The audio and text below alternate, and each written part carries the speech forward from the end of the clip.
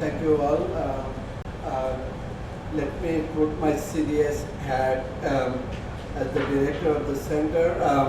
I would like to thank you all coming here, and particularly Martin Oz, our advisor of the center.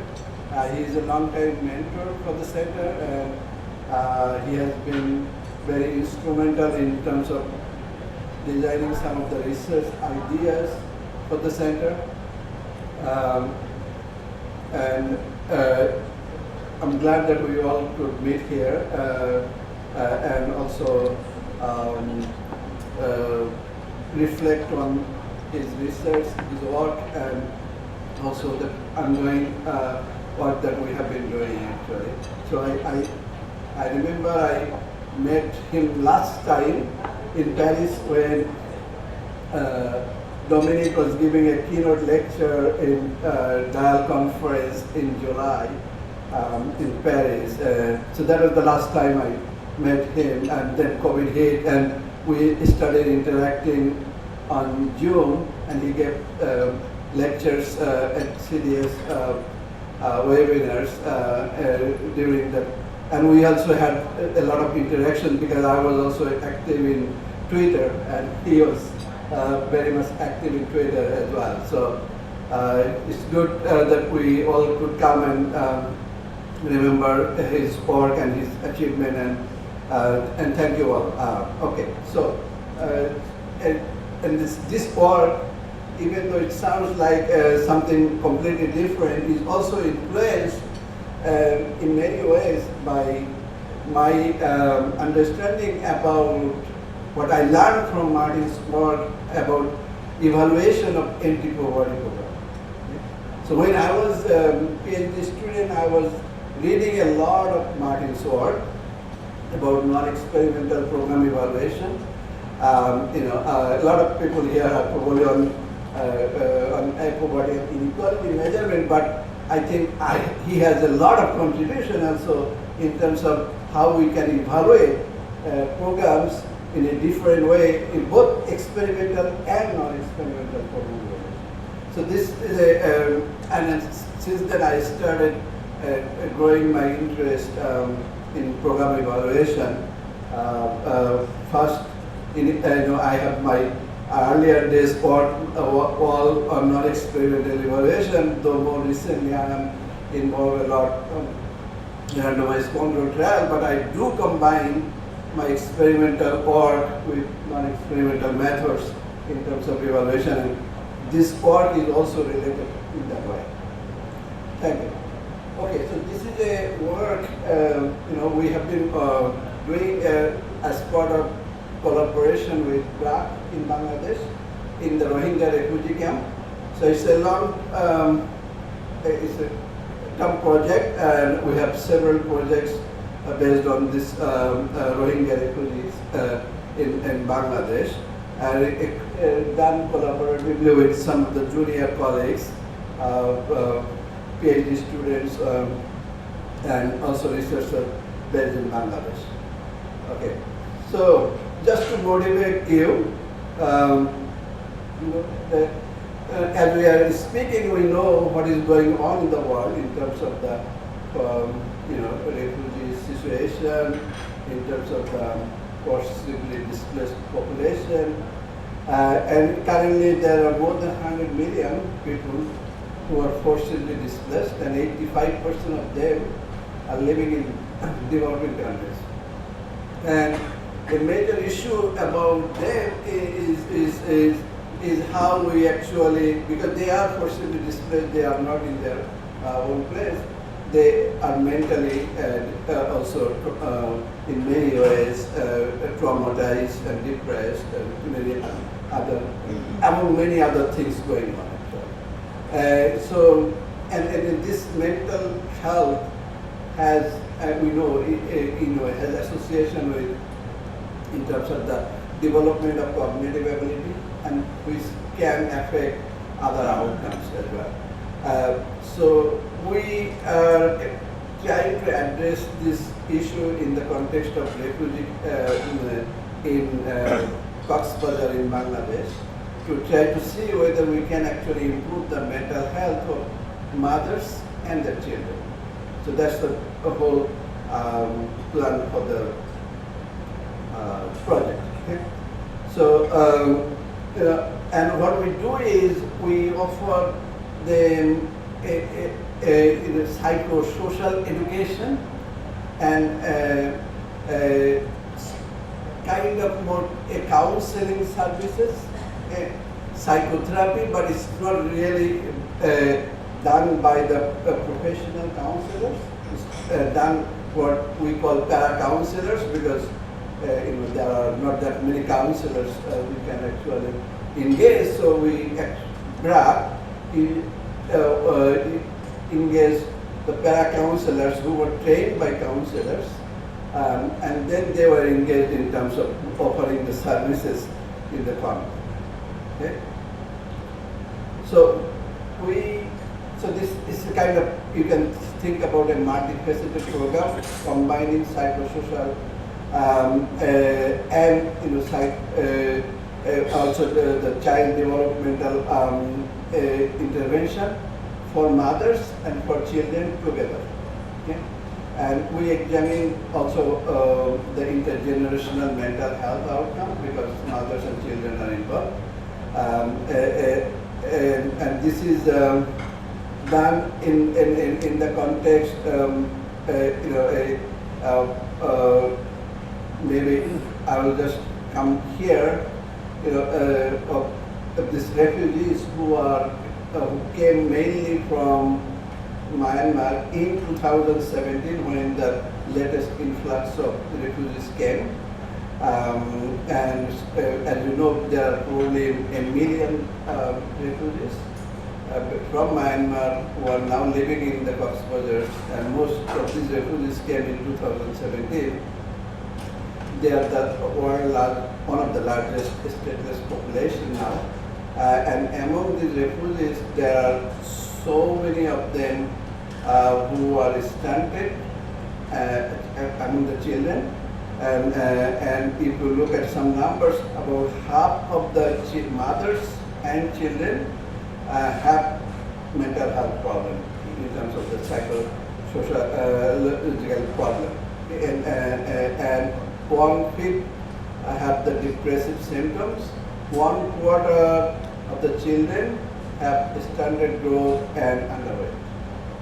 So this was at the time when we did our baseline survey in 2019. Okay. So our program is developed by BRAC. They have this Institute of Education and Development. They developed this intervention. It was done weekly over a year.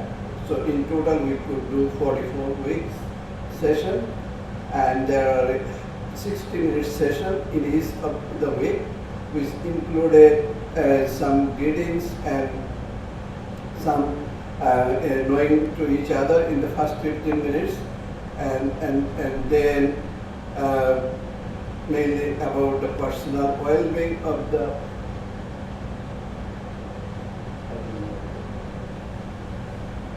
it doesn't show up. And then for mothers, about their mental health issues, directly targeting the counseling and some play-based activities among mothers for the next 20 minutes, and the other 20 minutes were spent for the children, how to interact with children in a more engaging way, to play with children, to make fun, and what they can do at home in terms of the activity with the children. So these children are basically 6.5 weeks, more than 6.5 weeks older, but below 2 years old. So these are very young children. So it's a structured program delivered by these para-counselors, volunteers, and within the camp, and weekly delivered. So it was done when we started the program. There were 33 camps at that time in total in Bangladesh. So we worked in 17 out of the 33 camps, and then so within camps there are blocks. So they have identified through some roads or some areas, and we use the basically block. Its block is well defined because it's defined by UN agencies,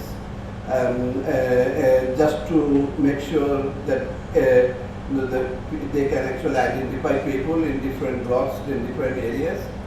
And we randomly selected 251 blocks out of 2,000 blocks in these camps, and then we offered this program in 137 of these blocks, and the remaining 114 of these blocks did not receive at the time of the start of the program, but all of them are now receiving the program. After we completed a year-long program, everybody is now getting this program. Okay? And in each, so it's a group session organized by the counselors, usually 7 people, and in a block there are about 14 women. So there are 2 sessions, and in most of the sessions, these women actually participated, and so take-up rate is quite high because particularly these blocks are so congested, they know each other, and it's easy to actually go and talk to to these women and bring them together in so usually it happens within the home setting. So that's why BRAC call it a home-based program, HBL. And this was done among 3,500 women for the purpose of the evaluation. So this is our timeline. So we started in September for the baseline in September 2019, and the program continued till March, and then we know the COVID hit, so we had to pause and think about how we actually do this program. So after 1.5 months, the BRAC decided that they could deliver this intervention over the phone. So the remaining time period, May to September in 2020, the program was delivered over the phone. One of the good things that is because this program was running before the COVID hit, so these para-counselors knew the women that they are teaching or giving care services. So it was not really that difficult to introduce over the phone. And also in terms of the phone, we did not get all the women because about 86% of the women had some contact phone number which we could connect and get delivered. So there was some attrition in terms of women that we could actually offer during the COVID time period. But because BRAC has a presence on the ground even during the COVID time, it was not really that difficult to find those women, and so that's why the number is relatively high. 86% during COVID, offering the program is by any standards was very high. Okay, so in terms of the results, so this is the main results from others. If you look at just a black one, that's the results for the whole sample, and the other 2 colors are whether a woman has a female child or a male child. Generally, they don't differ much in terms of the statistically significant difference. So if we look at the trauma and depression, so this is a scale, a standardized coefficient, and trauma of the women decreased by 0.23 standard deviation, and for depression is 0.14. And so this is in fact, intention to treat effect, which means that everybody we cover. If you look at people, women who are depressed in the baseline, the numbers are way higher. So this is just like everyone who took, who were offered the program, whether they participated or not. And if you look at happiness and belongingness, that also improved. There is no significant improvement in terms of their aspirations. For the child mental health, we see again improvement in both trauma and depression, and this is reported by mothers. And also in terms of the child developmental outcome, most of these things improve except fine motor skills. We looked at whether when we are offering the mental health services to mothers, if mothers' mental health improve, then it should improve the child mental health as well, and also the gap between mothers and child mental health should decline, and we do see that's the case. In the treatment, our treatment actually help reduce the gap of mental health of mother and child. So in other words, mental health of mothers are more aligned with the mental health of the children after the intervention compared to the before the intervention. When we looked at the kind of some decomposition,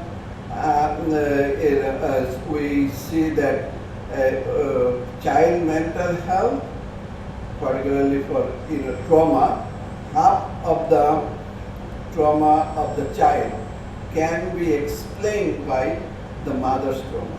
If mother's trauma can be improved or eliminated, then half of the child trauma can be eliminated.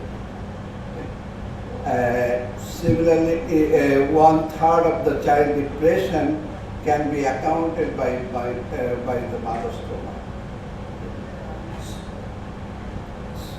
So then we did some sort of heterogeneity analysis, as all machine learning and those sophisticated now stuff. But the bottom line is, in terms of the results, what we find is that the people, women who were more exposed in Myanmar in terms of their violence,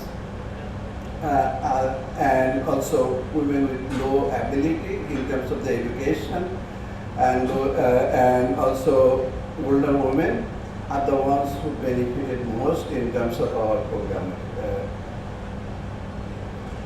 Finally, so we looked at the cost. So it was about $1 a week per woman.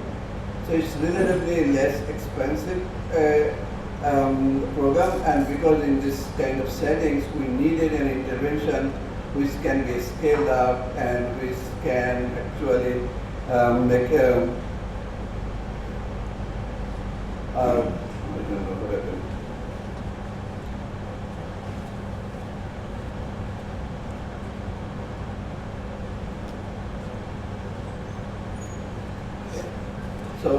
So this was a relatively cheap program, and this has now been expanded among about 17,000 mother-child in the camp. And so we have been working with BRAC and other NGOs to expand these services, also to include some other social protection programs to help to try, and also thinking about how we can actually improve in terms of the economic well-being as well. Thank you.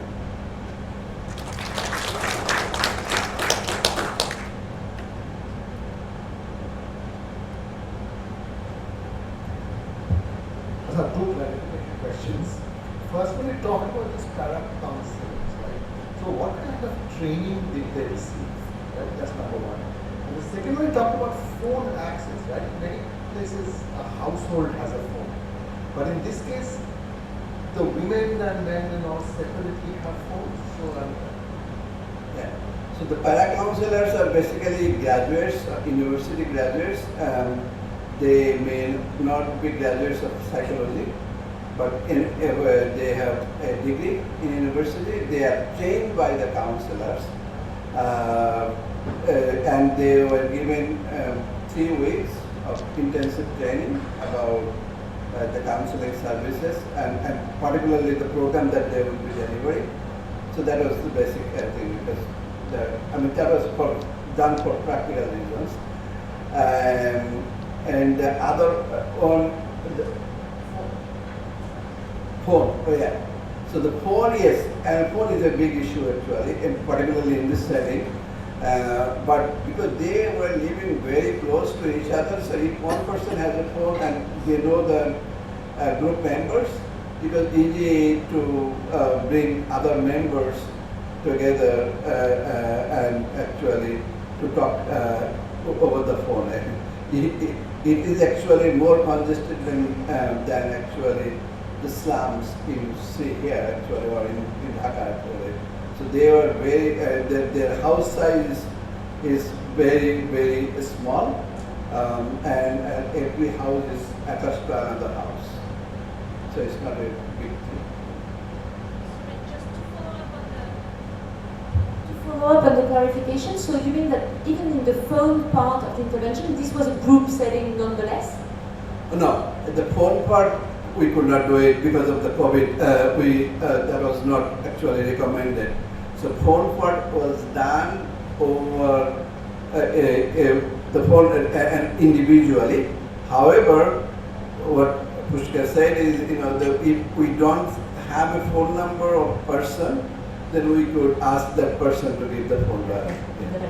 And obviously you cannot distinguish the impact on the in-person group and the phone individual. Yeah. So what is actually now expanded is the in-person. And I guess that the phone part is cheapest. So the $1 per dial that you get is an average of the face-to-face and the phone for $2.5. Yeah, I did an intervention during COVID over the phone in a general population. This paper is coming in AEJ Applied, where we gave the counseling over the phone. No, but we had the phone numbers of these women, and we actually, when the COVID hit, we just give the server. In this setting, because these women were already in the program, so it was relatively easy because they could see who they are talking to. But I would not really, in a general context, if you have some trust, like BRAC has a trust or something, then it's probably okay.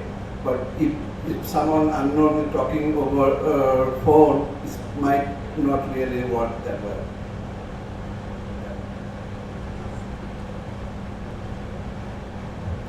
Clarification question again, picking up on this point. So you conducted the phone survey during COVID, and there were a lot of anxieties about social distancing. So one is, how did that impact your setup? Because wouldn't that complicate the phone sharing culture? That's point number one. Point number two, in your heterogeneity analysis, could you share something related to how the treatment effect varied depending on COVID infection, COVID-related loss of earning, because these are people with very limited labor rights, access to the local labor market, and this is a shock that is as much psychological as it is economic. So it would be very useful to sort of understand how that interacted with your treatment effects. So thank you. Yeah, no, in the refugee camp setting, social distancing is not there. In the refugee camp setting, there was no social distancing at that time. It was not possible actually. And also in terms of the COVID, the detection was not there. So there was no test, nothing. At the time we actually implemented the program. So any symptoms could be self-reported, but they have this kind of fever, everything happening every day actually. So it's hard to know what we did ask some questions. We have those information, but it's hard to interpret the data actually.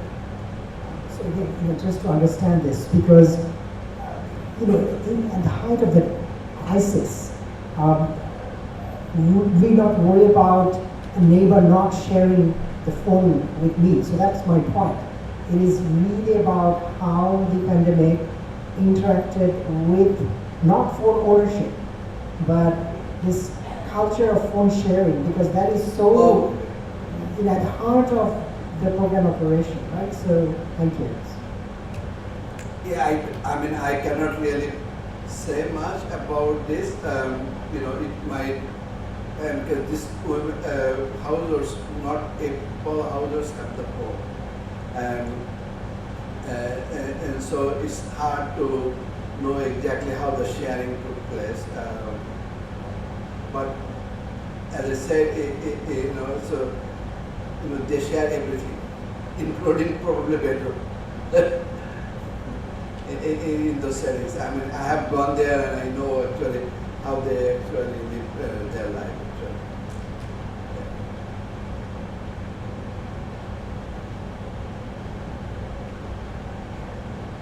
It seemed that most of the effects were for the children, for the boys, right? Not for the girls so much. Why? I mean, for instance, is it that the baselines are very different between boys and girls, or is there anything else going on? So it's actually that I don't know how you draw this conclusion, because in terms of the gender there is not much difference. I mean, in one case, in trauma you might see something, but in depression you see something different. So we don't want to generalize too much in terms of the gender differences. There is some, but it's not really clear which direction is going on, because these are too young children. So even we all know that the parents can actually discriminate boy girl child, but in our settings we did not see that there is significant difference between genders. And also in terms of the mental health of the mothers, whether I have a boy child or girl child does not influence much in terms of the impact of the intervention.